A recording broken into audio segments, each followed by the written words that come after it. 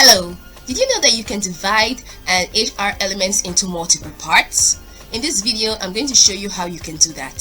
So what we're going to do right now is to, first of all, write some content in our HTML element.